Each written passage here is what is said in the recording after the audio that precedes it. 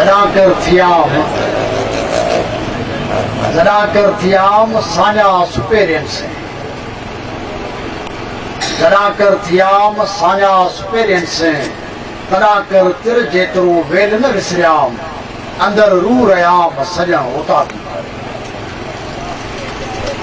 Stage ते वेठल साईं रसूल बख्श तमीमी साहब, साईं रसूल बख्श कुरैशी साहब, रमज़ान मेमण, ज़ाहिद साहब, साईं इकबाल शाहीन, राजा खटी, अहमद अजीब ऐं नूरदीन नफ़ीस जो शहज़ादो ऐं साम्हूं वेठल भाइरो जीअं सिंध जीअं साईं जीअं सॼो रिवायती तौर ते आऊं तमामु घटि जस ॾींदो आहियां, पर पोइ बि जाती जे हिननि दोस्तनि खे जस हुजे त उन्हनि नूरदीन नफ़ीस खे यादि कयो आहे, ज़ैनुल आबिदीन कुरैशी खे यादि कयो आहे ऐं ज़ाकिर खटी खे यादि कयो आहे।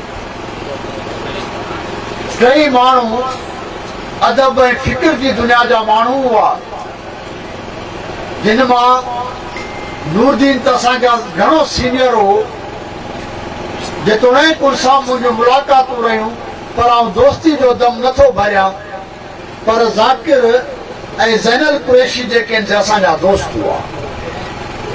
मूंखे यादि आहे त असीं कॉलेज में पढ़ंदा हुआसीं, सुजावल कॉलेज में शागिर्द सियासत में सरगर्म हूंदा हुआसीं, तॾहिं हिते जीएस नवाज़ हूंदी, आइसर साहिब जी अॻवानी वारी, ऐं जीएस इस्लाम फेडरेशन जेका आहे सा उनजी ज़ैली फ्रंट हूंदी, चाचा अलाइनो बलोच सिंधी पुलिस संघ जो ज़िले जो सदर हूंदो, वॾी उमिरि थी वई अथसि, वॾी जमात थी वई अथसि, अलाह साईं सलामत रखेसि।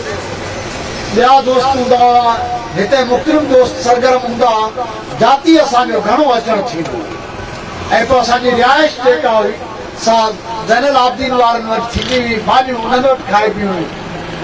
ऐं जी साईं सवेरे हिकिड़ी भली ॻाल्हि कई त नूरदीन नफ़ीस जाती खां ॿाहिरि कोन निकितो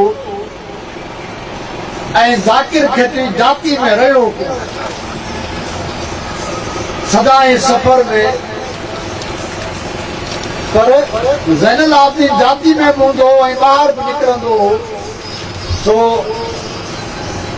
ॿिन्ही जी जेका हिकिड़ी ज़बरदस्त ॻाल्हि हुई उहा इहा हुई त क़ौमी कारकुन हुआ, जेतोणीकि बैदि में उहे सिधी रीति सियासी कारकुन कोन हुआ, पर उन्हनि जो जेको लाॻापो हो, उन्हनि जी जेका वाबस्तगी हुई उहा इहा हुई त उहे सियासत जी दुनिया सां कंहिं न कंहिं शिकिल में ॻंढियनि। ज़ाकिर त ख़ासि तौर ते मिसाल तौर न रुगो इहो त सिंध में को अदबी प्रोग्राम हुजे, का अदबी तक़रीब हुजे, उते ज़ाकिर खटी मौजूदु हुजे, पर सियासी तक़रीबनि में बि मौजूदु हूंदो। हैदराबाद प्रेस क्लब अॻियां जेकॾहिं बुख हड़ताल ते वेठा आहियूं त बि ज़ाकिर गॾु आहे, जेकॾहिं ॿिए कंहिं हंधि सियासी प्रोग्राम में आहियूं त बि ज़ाकिर मौजूदु आहे।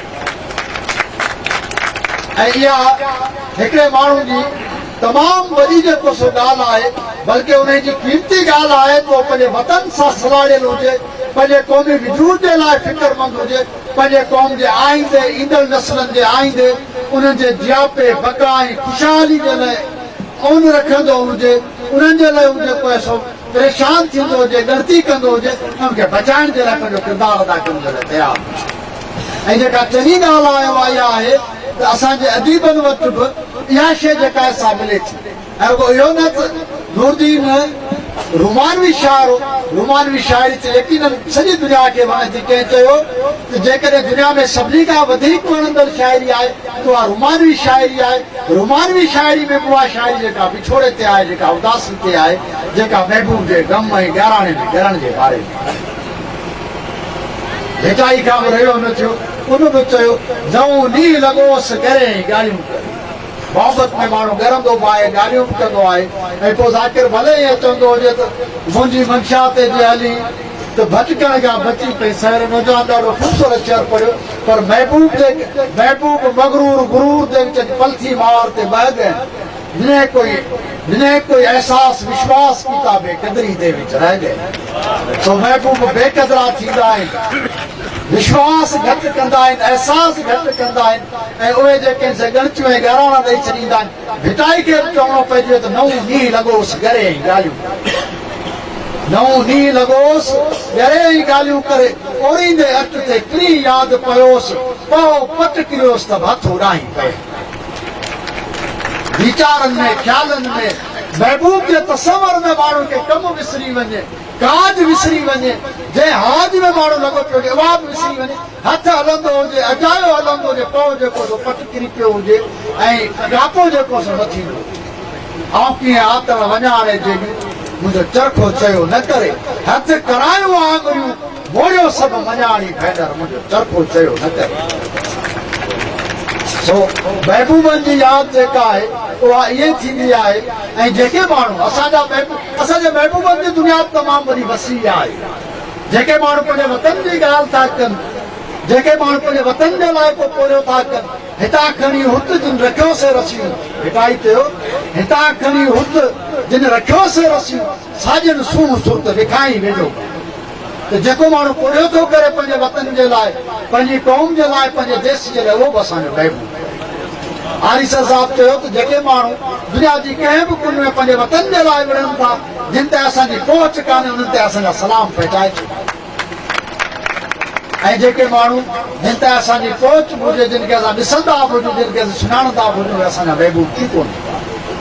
त महबूब रुगो हुसन जे करे न थींदो, हुसन रुगो चहिरे जो न आहे थींदो, रुगो मुल्क जो न आहे थींदो, अख जो न आहे थींदो, आवाज़ जो न आहे थींदो, पोइ जो हुसन थींदो, कम जो हुसन थींदो, कुर्बानी जो हुसन थींदो, सचाई ईमानदारी ऐं मोहबत जो हुसन थींदो। ऐं हर हुसन में जेकॾहिं को लाज़वाल हुसन माण्हू जो हुसन जेको घुमाइजी बि आओ राबेल मुरझाए जन था पिया, का सुगंध आहे जंहिंजी न तो बि सरे, सुगंधनि जी भले न सरंदी हुजे पर माण्हू जो हुसन कॾहिं कॾहिं मुरझाइजी वियो। वतन जो हुसन जेको सलामत रहंदो उहो कॾहिं कुझु न आहे, उन ते खिज़ा कान ईंदी आहे, उन ते सरो न ईंदी, उहो हमेशह बहार वांगुरु ताज़ो तवानो हूंदो आहे, सुबुह जी हीर वांगुरु वणंदड़ हूंदो आहे, दिलावे। सो हिन वतन जे लाइ जिन माण्हुनि को किरदारु अदा कयो, को हिकिड़ो अखर लिखियो आहे, हिकिड़ो नारो हयो आहे, हिकिड़ो कदम खयो आहे जदोजहद जे मैदान ते, उहे माण्हू जेके तारीख़ में अमर थी विया। कंहिं दानिश्वर लिखियो त माण्हू खे टे कम ज़िंदगी में ज़रूरु करणु खपनि। हिकिड़ो माण्हू खे को पुटु ॼणणु खपे, हा पुटु ॼणणु ज़रूरी बि कोन्हे।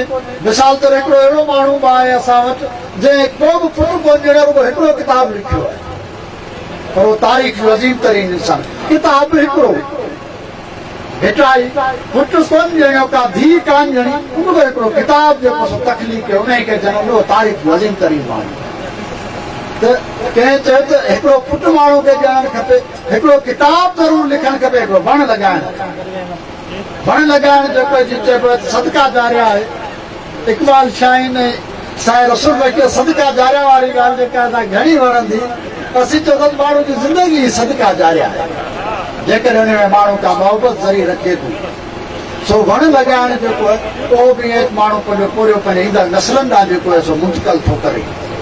त हिननि किताब लिखिया आहिनि, अखर लिखिया आहिनि। जेको माण्हू अखर लिखे थो, हिकिड़ो नावल आहे, रूसी नावल आहे, उन में जेको तरगनीफ़ जो नावल आहे, उन जो हिकिड़ो किरदारु आहे रूडिन। उहो सॼो ॾींहुं ॻाल्हाईंदो वठंदो आहे, मुफ़्त में रुगो ॻाल्हाईंदो वठंदो आहे। सो हिकिड़े ॾींहुं को ज़ाहिद साहिब जो नौजवान खे ॿाह मां चले थो ॾिए थो, मूंखे ॿुधाए थोरो हिसाब किताब कयो, को धंधो दाड़ी बि अथई या न, रुगो ॻाल्हाईंदो अची, को कमु बि कबो, को दुनिया बि बदिलाए बि। मूं चयो न हमरा उहो किरदारु चए थो हिकिड़ो लफ़्ज़ ॻाल्हाइण माना दुनिया खे चोरणु, लफ़्ज़ दुनिया खे चोरे थो, जेका बि शइ कंहिं बि शइ खे चोरे थी, दुनिया खे चोरे थी, दुनिया खे बदिलाए। त अॼु जी सिंध जो जेको सभ खां वॾो फर्ज़ु आहे पाण माण्हुनि जे मथां उहो इहो आहे, पंहिंजो वतन जेको उहो जामद थी वियो, हिकिड़े हंधि बीह रहियो, हिकिड़ी जॻह ते बीह रहियो।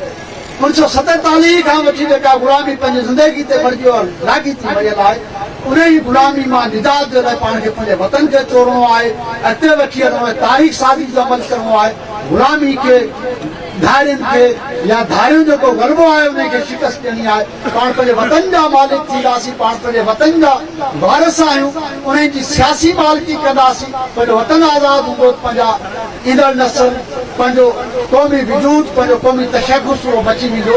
ऐं यकीननि को अहिड़ा मोर माण्हू जेके आहिनि उन्हनि जो जेको अदब आहे, पंहिंजी ॿोली, पंहिंजी सकाफ़त, पंहिंजो कल्चर, हर शइ जो जियापो जेको सो वतन आहे। रूह जेकॾहिं जिस्म में न आहे त रूह जी का माना न आहे। इहा क़ौम जेका आहे जेकॾहिं रूह आहे त उनजो जिस्म वतन आहे। जेकॾहिं वतन न हूंदो त क़ौम ज़िंदा न रही सघंदी।